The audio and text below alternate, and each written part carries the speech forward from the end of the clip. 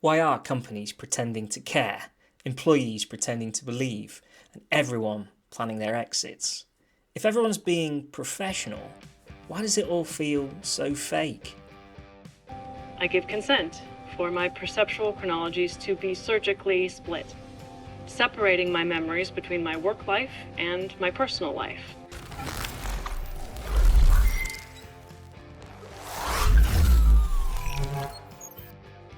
Hey everyone, and welcome to the show.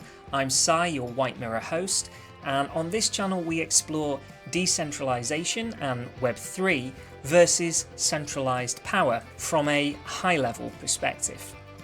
And our topic in this series is Death of the Corporate. I'm putting a case forward that there are warning signs everywhere that legacy institutions are on the verge of imploding, and why that's not such a bad thing eventually. In the last episode, we talked about people quietly withdrawing their energy, customers and citizens withdrawing their trust, and employees withdrawing their belief in the story. These are clearly observable trends. And in this episode, we're analysing why so much of corporate culture feels fake. Fake values, fake professionalism, fake image, and how this lack of authentic soul is quietly destroying loyalty in both directions. Many people switch personalities between work and home life. For some, it's a coping mechanism. For others, it's a desirable alter ego. In the TV show Severance, the producers take this to a darker level.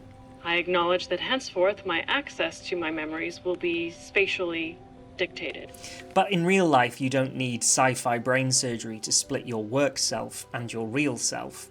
In reality, corporates just call it being professional. And there's literally a whole online subculture dedicated to how insane this performance has become.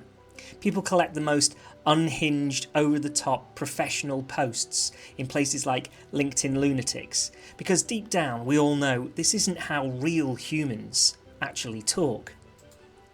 I just fired 200 people and it was the proudest moment of my leadership journey. But why are people acting like this? If you've learned your company will drop you without warning, you stop being loyal and you start being strategic. The fakeness is a survival strategy in a world where loyalty has already broken. Hollywood already told us what corporate loyalty looks like. In the movie Up in the Air, companies literally outsource compassion. They hire a professional to fire you with a smile. I work for a company that lends me out to cowards that don't have the courage to sack their own employees, and for good reason. Who are you, man? Because people do crazy stuff when they get fired.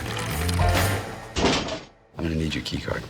Whilst most of us are unlikely to be fired by George Clooney, we know this style.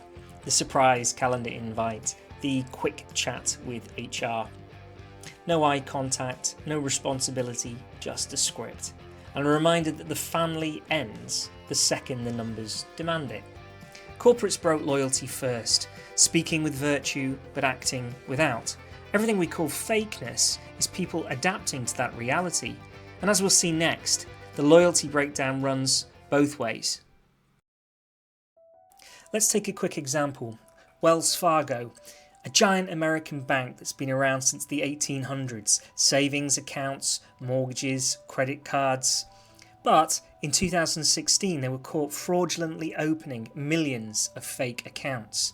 And over the last decade we saw thousands of employees fired and the bank paying billions in fines. Your biggest challenge in this role is bringing your company back from a fake account scandal in its consumer bank. But let's rewind a bit. Because here's John Stump, then CEO of Wells Fargo, saying the DNA of leadership is trust, literally a few days before the scandal hit the news. The DNA of leadership is trust. That's true in a family relationship, that's true for government, that's true for business. People will follow people who are realistic and optimistic, have a vision, but they must trust them. And what he said is absolutely true. Corporates are very good at saying the right things, but it's not how many companies are acting. And to many people, it's beginning to sound insincere. We've been here too many times. If you want to see what corporate family really means, watch Margin Call. Whilst the movie is not directly based on a specific bank, it is very heavily inspired by the events leading up to the 2008 financial crisis and the collapse of investment banks like Lehman Brothers and Bear Stearns. There are $8 trillion of paper around the world relying on that equation. But we were wrong. No, you mean you were wrong. On the surface, it's about a bank in the 2008 crisis, but the real story here is about values.